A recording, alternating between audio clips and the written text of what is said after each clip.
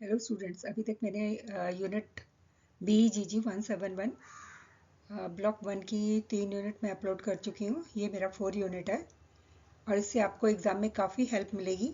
ये थोड़ा सा फोकस करिएगा, जो मैंने इंपॉर्टेंट इसमें बताए हैं, ठीक है, उस पर आप थोड़ा सा फोकस करिएगा। इसमें block 1 unit 4 writing for mass media. इस यूनिट में जो हम टॉपिक कवर करने वाले हैं, सबसे पहले हमारा इंट्रोडक्शन रहेगा।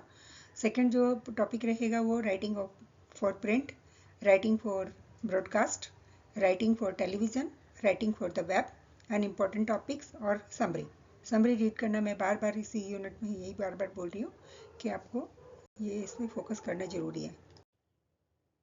थर्ड यूनिट हमारा रहेगा, in this session we will discuss drafting news for radio differ from drafting news for a newspaper, and second point, distinguish between the news in the print media and television news. Last जो हमारा रहेगा, discuss the technique of television news reporting as well as know the rules for writing for the web.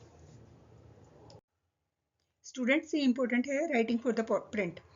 Writing for the print में main जो बात होती है, जो mass media होता है, वो उसके 2 मेन टास्क होते हैं। सटीक और प्रासंगिक जानकारी जो होता है उसको इकट्ठा करना और रीडर के लिए एक ऐसा सूटेबल फॉर्मेट में उसको डालना। इसके लिए ना उसको सब्जेक्ट की एक डीप जो नॉलेज अंडरस्टैंडिंग उसकी होनी चाहिए, क्योंकि न्यूज़ स्टोरी स्ट्रक्चर जो भी उसका संरचना होती है, उसका ज्ञान, पत्रकारिता के मानकों का पालन करना बहुत ज़्यादा जरूरी होता है। In print media communication writing में जो ये व्यक्ति के लिए मजबूत एक आधार प्रदान करते हैं और इसका गोल जो होता है वो जानकारी को कुशलतापूर्वक और आकर्षक ढंग से उसको प्रस्तुत करता है। मुख्य जानकारी को प्राथमिकता देने और पाठकों को आकर्षित करने के लिए, आकर्षक लीड तैयार करने के लिए उल्टे पिरामिड जैसे जितने भी स्ट्रक्चर होते हैं उसका ये उपयोग करते हैं और रीडर को अट्रैक्ट करने के लिए, रीडर को एक अट्रैक्ट करने के लिए ऐसी लीड ये तैयार करते हैं। जो इन्वर्टेड पिरामिड स्ट्रक्चर जो होता है, इसमें हमारे लेखकों के लिए सभी प्रासंगिक तथ्य इसके लक्ष्य में होने चाहिए और उसमें एक सटीक पहचान उसकी होनी चाहिए। उद्धरण और समय सभी पे उसको एकत्रित करना आवश्यक होता है और ऐसे फॉर्मेट का यूज़ करना जहाँ पे इंटरेस्टिंग फॉर्मेशन जो होती है, इंफॉर्मेशन उस स्टोरी के टॉप पे रखी जाती है ताकि पॉइंट को ईजिली वो ग्रैप्स कर सकें। ठीक है, तो लीड पैराग्राफ की अगर मैं बात करूं, ये पहला पैराग्राफ जो होता है बहुत इंपॉर्टेंट होता है और मोस्ट इंपॉर्टेंट इंफॉर्मेशन इसके अंदर होती है ताकि रीडर्स के जो इंटरेस्ट हैं उसको कंटिन्यू रीडिंग के लिए एक उसको डिज़ाइन भी किया जाता है। डेवलपिंग द स्टोरी की मैं बात करूं तो इसमें जो कहानी दी गई है उसमें इंफॉर्मेशन की इम्पोर्टेंस के लिए के बारे में एक डिसीजन लेना होता है और ये सुनिश्चित करना होता है कि हर पैराग्राफ की प्रासंगिकता और विस्तार के संदर्भ में पिछले पैराग्राफ के जो तार्किक रूप है उससे अनुसरण ये करता है। Writing for broadcast. ब्रॉडकास्टिंग जो कम्युनिकेशन है ये एक सर्वव्यापी मेथड है। ठीक है, रेडियो स्टार्टिंग से ही आपको पता है उपलब्ध है ना। रिसीवर वाले किसी भी व्यक्ति की कई तरह के स्टेशन ये उनको देता है, जैसे लोग तरह तरह की चीज़ें सुन भी सकते हैं, उनके बारे में उनको नॉलेज भी मिल जाता है। यहाँ तक कि अविकसित क्षेत्रों में जहाँ भी न्यूज़पेपर पहुँच ही नहीं पाता, वहाँ पर भी जो ट्रांजिस्टर रेडियो है वो वाइडर वर्ल्ड में उनका कनेक्शन देता है। सैटेलाइट ब्रॉडकास्टिंग में वर्ल्ड को और ज़्यादा करीब ला दिया है। हर जगह की कवरेज सुनिश्चित होती है। ब्रॉडकास्टिंग के बिना न्यूज़ सिलेक्शन को निर्देशित करने वाले मूल्य पत्रकारिता के जो अन्य रूप होते हैं उनके समान है, जो प्रभावशाली घटनाओं, प्रमुख व्यक्तियों, वर्तमान मुद्दों, स्थानीय घटनाओं और असाधारण घटनाओं पर ध्यान केंद्रित करते हैं। प्रसारणकर्ता अपने माध्यम की अनूठी विशेषताओं के कारण प्रिंट पत्रकारों की तुलना में उन घटनाओं की अलग तरह से प्राथमिकता दे सकते हैं। टाइमलाइन की बात करूं तो टाइमलाइन में जो आपका ब्रॉडकास्टिंग होती है, इसमें टाइमलाइन बहुत इंपॉर्टेंट की है। ठीक है, और इसमें ये जो आपका ब्रॉडकास्टिंग होती है इसमें एक न्यूज़ को जल्दी जो लेटेस्ट न्यूज़ होती है उसको जल्दी से जल्दी वितरित करने की प्राथमिकता देते हैं। अक्सर ये होता है, ये सुनिश्चित करने के लिए कि हर घंटे की अपडेट ये करते हैं, जिससे कि जितने भी श्रोता होते हैं उनको घटनाओं के घटित होने की पर मोस्ट रिसेंट इंफॉर्मेशन इनको मिल सके। इस पर थोड़ा सा फोकस करें। स्टूडेंट से कंटिन्यू है, इसको नेक्स्ट पॉइंट जो हमारा ये भी डिस्कस करेंगे हम, ये 20-12 मार्क्स में आ सकता है क्वेश्चन, इस पे आप फोकस करिएगा। Information not explanation. ब्रॉडकास्टर जो होते हैं उन स्टोरीज को प्राथमिकता देते हैं जो जटिल और स्पष्टीकरण के बिना इजिली अंडरस्टेबल हो। ठीक है, अपने माध्यम की समय की कमी के कारण संक्षिप्तता और स्पष्टता का ध्यान ये लोग रखते हैं। नेक्स्ट आता है हमारा language of radio. Language of radio जो होता है, इसमें जो रेडियो ब्रॉडकास्टिंग के लिए एक ऐसा कंटेंट की डिमांड होती है जो क्लियर हो, कंसाइज हो और टू द पॉइंट हो, बिना श्रोताओं के न्यूज़पेपर की तरह याद करने की आवश्यकता के।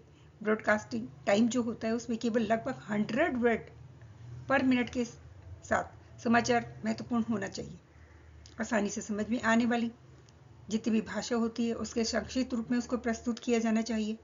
ठीक है, तो क्वालिटी रेट जो रेडियो स्क्रिप्ट के शब्दों और ध्वनियों के सही मिश्रण के साथ इसको तैयार किया जाता है, जो संक्षिप्तता और स्पष्टता सुनिश्चित करते हैं।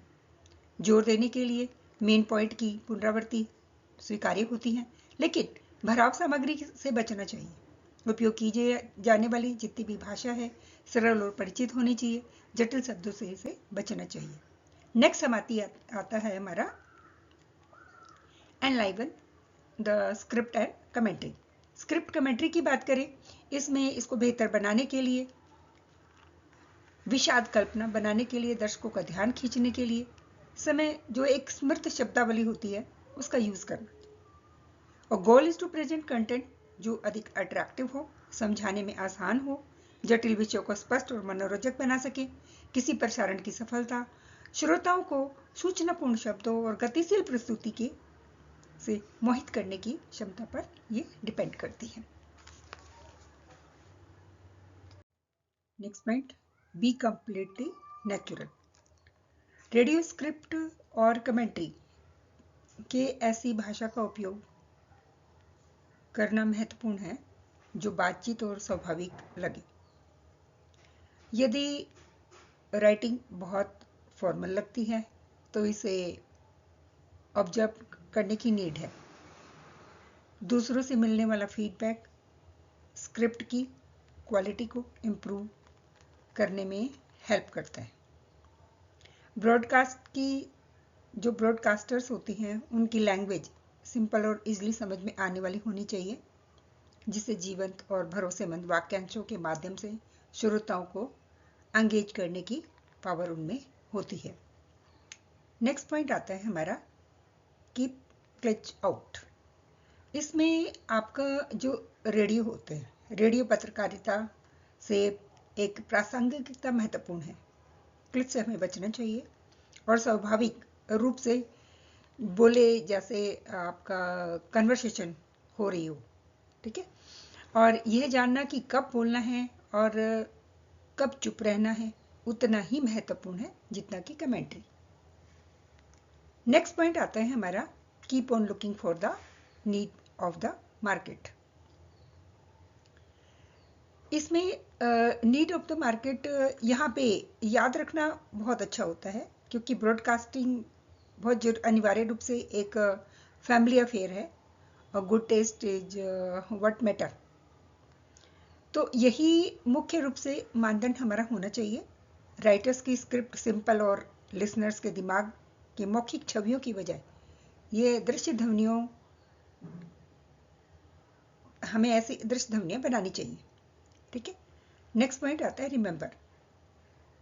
देखिए, शॉर्ट सेंटेंसेस और short word always more effective होते हैं पांडित्यपूर्ण वाक्यांशों से। Do not talk down to the audience.